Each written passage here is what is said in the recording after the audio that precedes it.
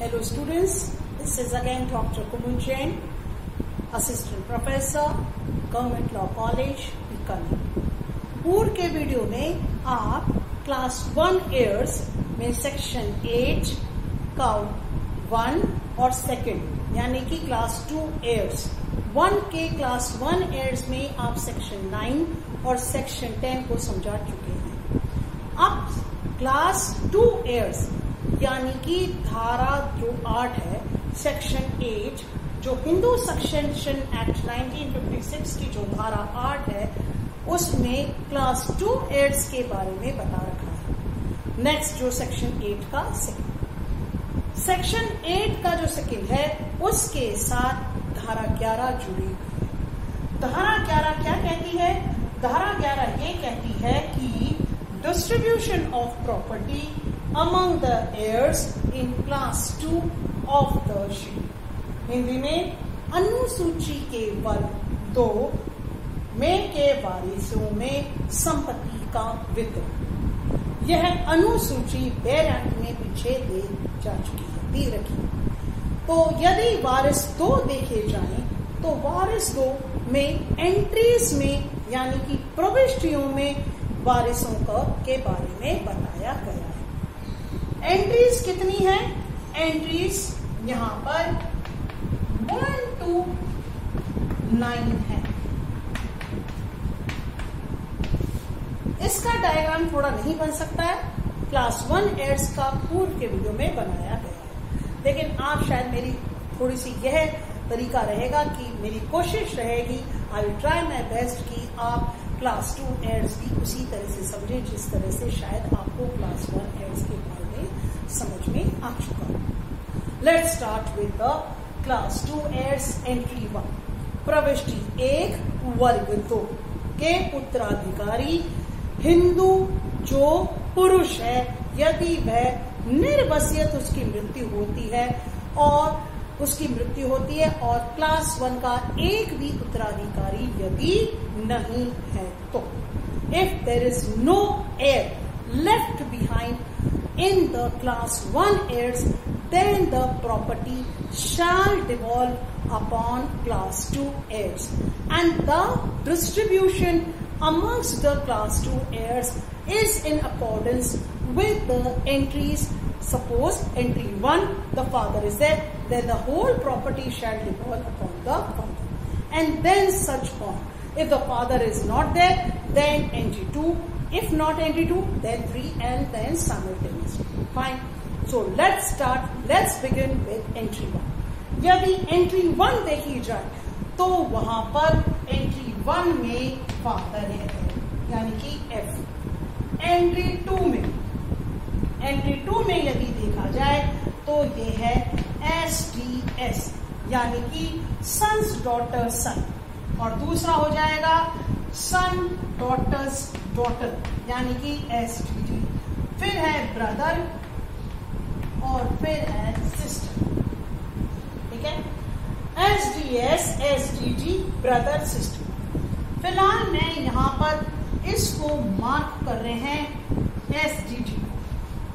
ये SDD को इसलिए मार्क किया जा रहा है कि क्लास 1 एयर्स में इन्हें 2005 में शामिल किया गया है और यह क्लास 2 एयर में भी दर्शाया गया है।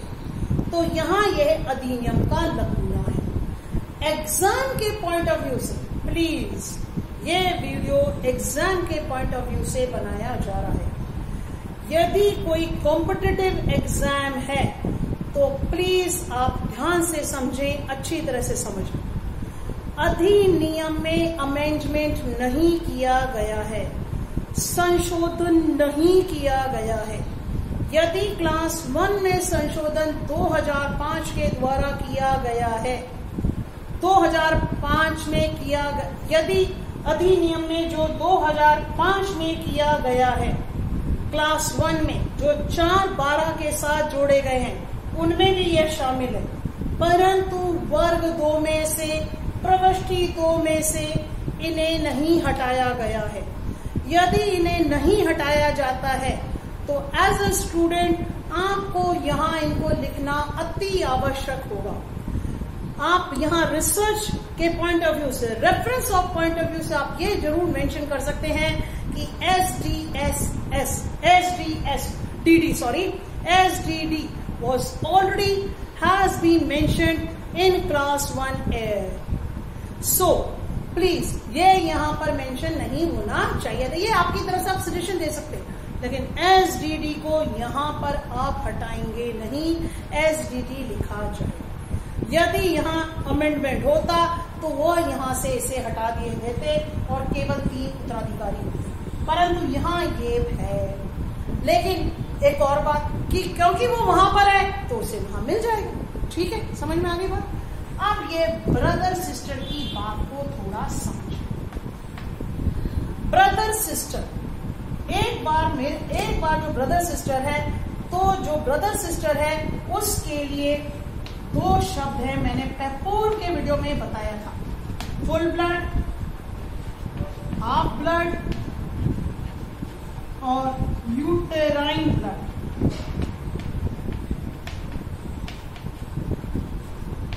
फुल ब्लड, यदि आप इस अधिनियम की धारा 3 देखें तो जो फुल ब्लड है वह, और ये इस अधिनियम की धारा सेक्शन 3E में बताया गया है। फुल ब्लड, हाफ ब्लड और यूटेराइन ब्लड, ये ब्रदर सिस्टर से संबंधित फुल ब्लड, हाफ ब्लड और यूटेराइन ब्लड। फुल ब्लड की जो हिंदी होगी वह होगी पूर्ण रक्त। हाफ ब्लड की जो हिंदी होगी वह होगी अर्ध रक्त, और यूटेराइन ब्लड की जो हिंदी होगी वह होगी एकोदर रक्त। इस तरह से इसका मैं मेरे अनुसार एक बार आपको डायग्राम समझा दूं ताकि आपको समझ में आ जाए कि फुल ब्लड और हाफ ब्लड।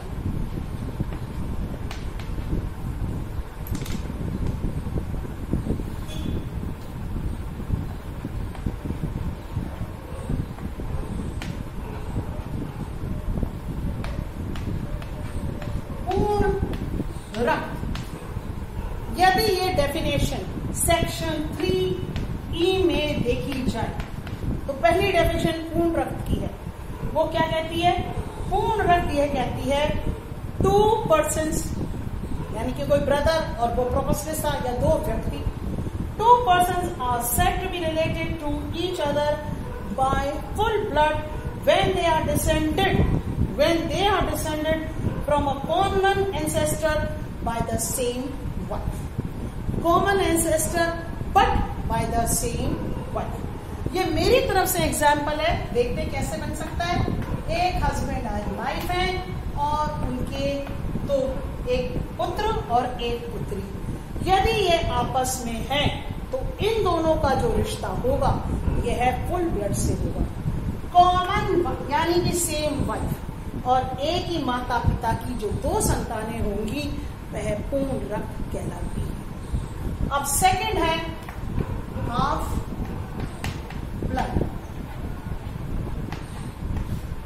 हाफ ब्लड यानी कि हिंदी में हो जाएगा अर्ध रक्त।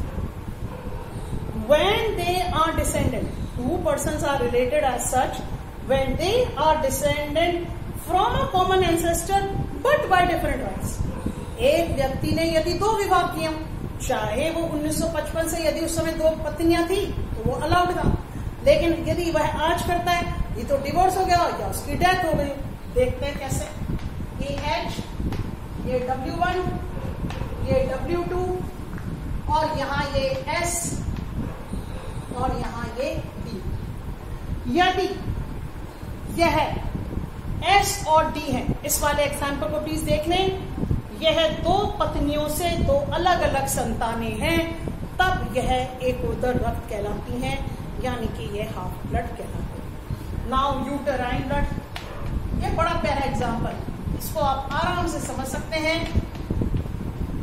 यूटेराइन ब्लड हिंदी में इसको कहेंगे एकोदर रक्त। इसका देख लेते हैं। 2 persons are related to each other by uterine blood when they are descended from a common ancestors but by different husbands। यानी कि एक लेडी, एक स्त्री, उसके अलग अलग पति। पहला वाला क्या था? ये वाला क्या है, एक पति एक व्यक्ति दो पत्नियां। यहाँ क्या है, एक नारी और दो अलग अलग पति और दो अलग अलग पति से अलग अलग संतान, चाहे वो कैसे भी हो, चाहे डिवोर्स के द्वारा हो, चाहे उसकी डेथ। जैसे ये W है, ये H1 और ये H2, यहाँ S और यहाँ D। तो ये S और D यूटेराइन ब्लड से इनका संबंध होगा, यहाँ S और D का संबंध हाफ ब्लड से होगा, यहाँ S और D का संबंध पूर्ण रक्त से होगा, यानी कि फुल ब्लड से। अब बीच में मैंने आपको ये क्यों पढ़ाया, मैंने आपको इसलिए इसका रेफरेंस दिया सेक्शन 3E का। एक तो ये बात, एक यदि आप शेड्यूल के नीचे देखें, बेयर एक्ट में जो शेड्यूल पीछे दे रखा है, हिंदू सक्सेशन एक्ट के 1956 में, क्लास 1 दे दी, क्लास 2 दे दी, और उसके नीचे एक स्पष्टीकरण दे रखा है। वह स्पष्टीकरण बहुत इंपॉर्टेंट है यदि आप उसको कॉम्पिटिटिव लेवल से देखा जाए, क्योंकि देखिए एग्जाम्स में तो इतना नहीं पूछा जाता, लेकिन कॉम्पिटिटिव लेवल्स में ये बहुत पूछा जा सकता है, जहां पर हिंदू लॉ का कॉमन पेपर है। स्पष्टीकरण में ये दे रखा है, in this schedule references to a brother और sister do not include references to a brother और सिस्टर बाय यूटेराइन ब्लड, यानी कि एकोदर रक्त से संबंधित जो भाई बहन होंगे उनको क्लास 2 या क्लास 1 में उनका संबंध नहीं कहलाएगा। केवल पूर्ण रक्त और हाफ ब्लड के जो भाई बहन है वही, यानी कि क्लास 2 ईयर्स में वही यहाँ पर उनको ही संपत्ति में उनका ही बंटवारा हो सकता, उनको ही दिया जाएगा हिस्सा, और ये यूटेराइन ब्लड को कहीं पर भी नहीं दिया जाएगा। अब इसी के आगे, क्योंकि देखिए प्लीज ये क्लास 2 ईयर से संबंधित नियम कानून है, तो क्लास 2 ईयर में जहां ब्रदर सिस्टर आए वही मैंने इनको समझा दिया। जहां क्लास 2 में यदि आप इसको करें तो सेक्शन जो 19 है ये भी इसके लिए काफी इंपॉर्टेंट है। सेक्शन 19 क्या कहता है, full blood is preferred to half. एक ब्रदर है फुल ब्लड का, एक सिस्टर है, जैसे आपने यहां क्लास 2 ईयर्स में एंट्री 2 में पढ़ा था।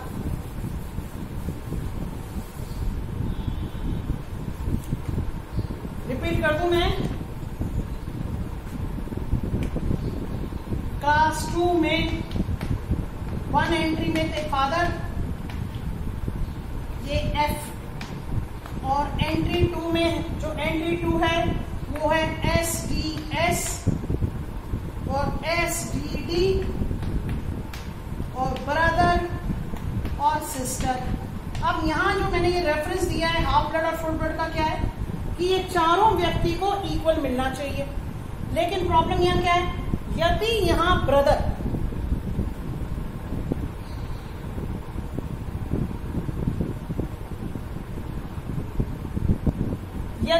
ब्रदर या जो सिस्टर है,